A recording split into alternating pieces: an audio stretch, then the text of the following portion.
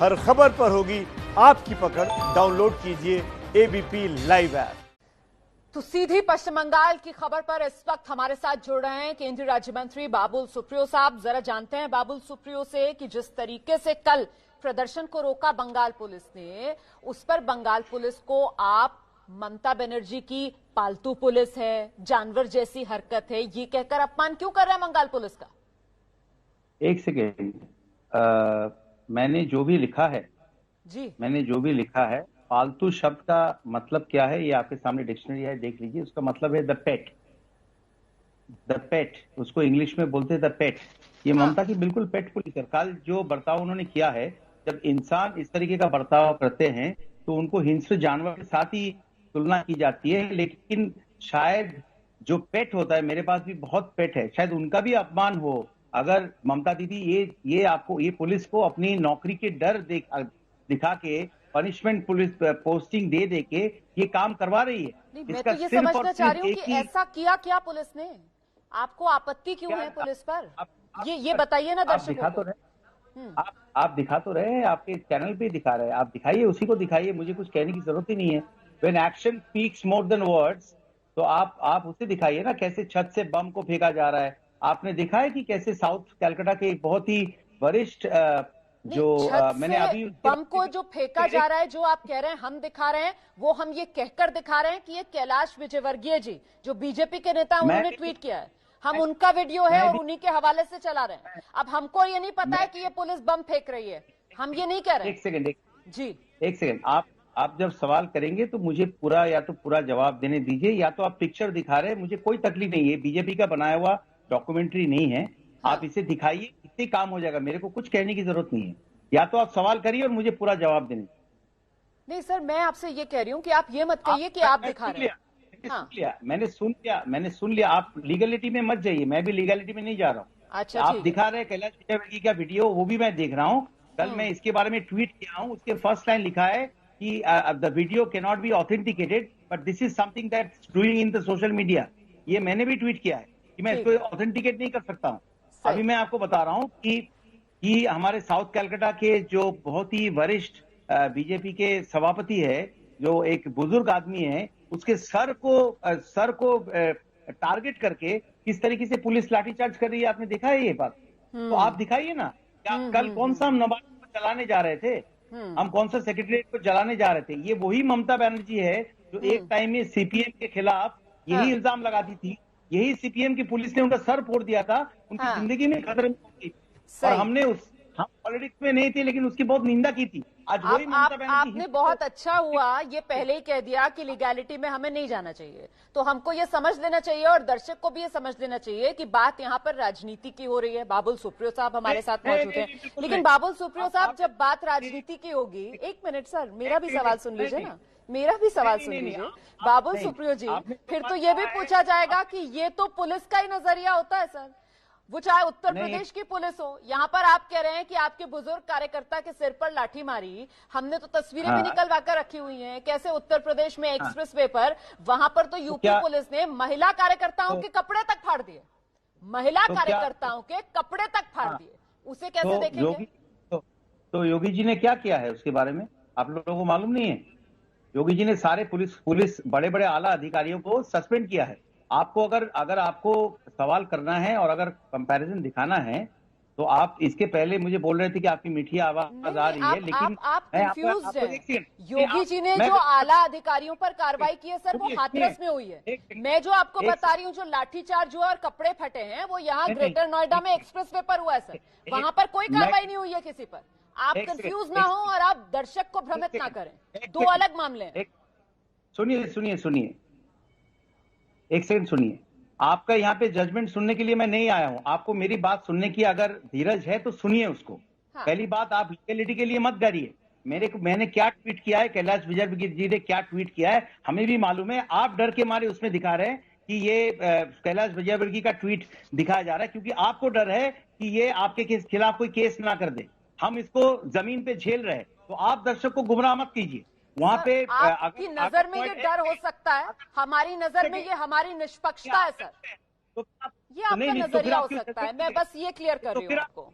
नहीं नहीं, आप तो इसे फिर डर judgment कह सकते हैं सर, आप स्वतंत्र हैं डर कहने के लिए, लेकिन ये मेरे चैनल की निष्पक्षता है कि हम अपनी तरफ से किसी को लेकर कोई फैसला नहीं सुनाते हैं सर। मैं कोई कोर्ट नहीं हूं, मैं कोई जज नहीं हूं, और ना ही मेरा कोई एजेंडा है कि मैं सीधे कह दूं कि साहब ये तो बम चलाए जा रहे हैं सर।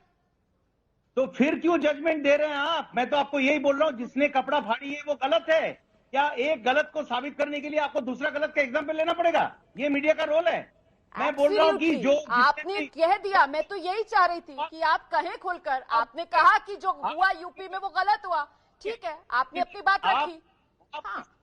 आप मुझे बात करने दीजिए, थोड़ी देर चुप रहिए, मुझे बात करने दीजिए। मैं रिस्पॉन्सिबल आदमी हूं, मैं मुंह से जो बोलता हूं मैं उसका रिस्पॉन्सिबिलिटी लेता हूं। आप एक गलत चीज को दूसरे गलत चीज से नहीं ये कर सकते हैं। ये वही मुझे अभी बोलने देंगे आप 10 सेकंड?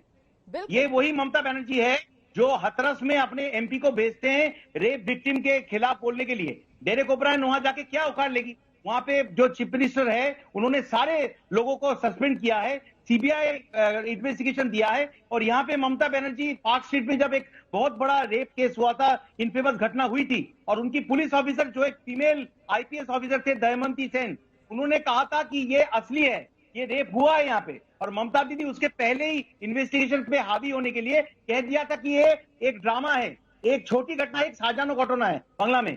और क्योंकि दमयंती सेन ने बोला था नहीं साजानो घटना नहीं है, ये असलियत है, उन्होंने उसको पनिशमेंट पोस्टिंग दे दिया था। Damayanti Sen was given a punishment posting for 4-5 years। It took her a long time. तो मुझे आप उत्तर प्रदेश पुलिस और उनके सीएम के साथ प्लीज ममता बनर्जी को मुझे कंपेयर मत करिए। जो आप टीवी में दिखा रहे हैं, नहीं कर रही हूं। मैं तो जो तथ्य सामने निकल कर आ रहे हैं वो आपके सामने रख रही थी। अच्छा, उत्तर प्रदेश का जिक्र इसलिए किया क्योंकि वहां पर भी प्रदर्शन रोकने के लिए पुलिस का ऐसा ही चेहरा निकला था।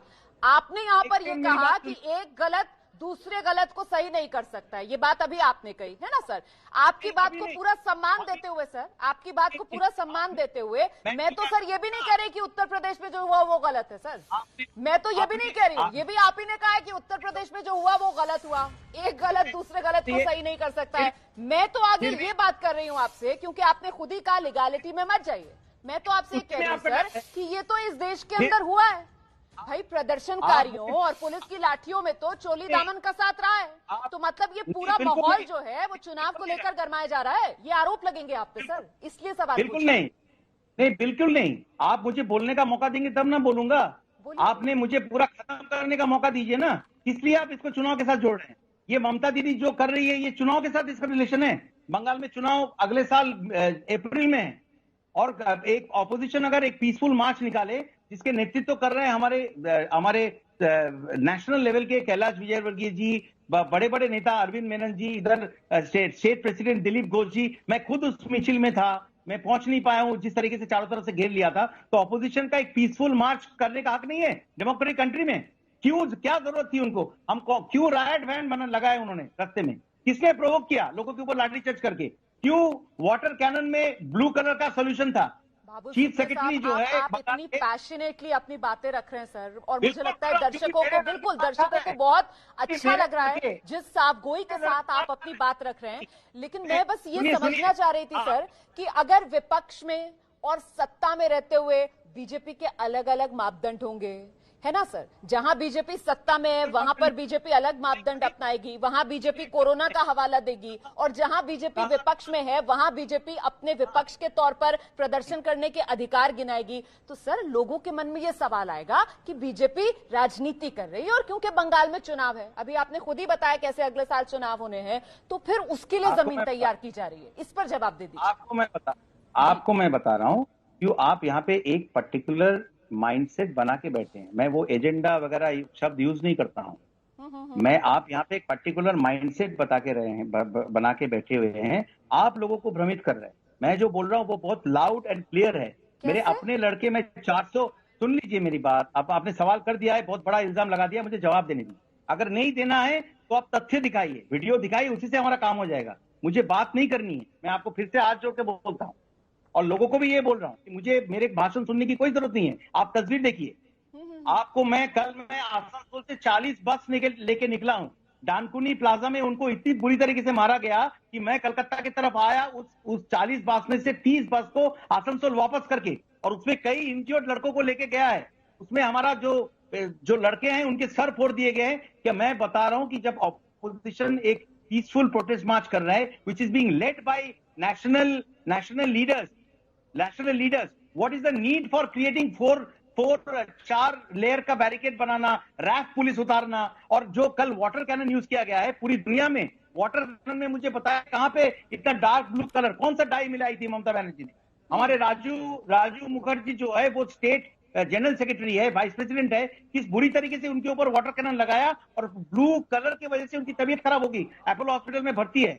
मैं बिल्कुल, मेरे भाषण में मत दिखाइए, आप हकीकत दिखाइए कि कितने लोग सड़क पे हैं और उसके ऊपर क्या। और ये वही ममता बनर्जी है जिन्होंने सीपीएम के खिलाफ यही चीज उन्होंने आवाज उठाई थी, यही चीज उनका सर फोड़ दिया गया था। हम उनके साथ सहमर्मिता ये करते हैं और उनको क्रेडिट देते। अच्छा सर, अगर आप जो बात कह रहे हैं मैं अगर उस पर आंख मूंद कर भरोसा कर लूं तो सर फिर अगला सवाल तो सीधा ये बनता है कि फिर ममता बनर्जी को बर्दाश्त क्यों कर रहा है केंद्र?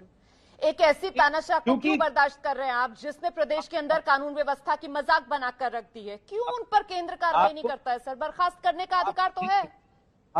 नहीं, आपको मैं तो यही बोल रहा हूँ, क्यों आप आंख मूंद के क्यों बैठे हैं? आप तो बोल रहा हूँ कि स्क्रीन का आधा पोर्शन आप मेरे को दिखा के टाइम वेस्ट कर रहे हैं।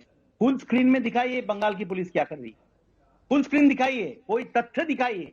हमको दिखाने की कोई जरूरत नहीं है, लोगों के आंखों के सामने है। सर कि ये तो पुलिस का चरित्र ना, वो तो अगर ना लिखे कि बंगाल की पुलिस है या यूपी की पुलिस है और प्रदर्शनकारियों के साथ उसका बर्ताव दिखाएं तो वो हर राज्य की पुलिस का भाई चरित्र दिखाता है। बंगाल की पुलिस सफेद अपनी यूनिफॉर्म की वजह से अलग से चिन्हित हो जाती है। चले, ये मामला पूरा इतना आसान नजर नहीं आता है। फिलहाल बहुत बहुत धन्यवाद आपका इस बेबाकी से तमाम बातें दर्शकों के सामने रखने के लिए। आज बीजेपी मौन प्रदर्शन शाम 4:30 बजे बंगाल में करेगी।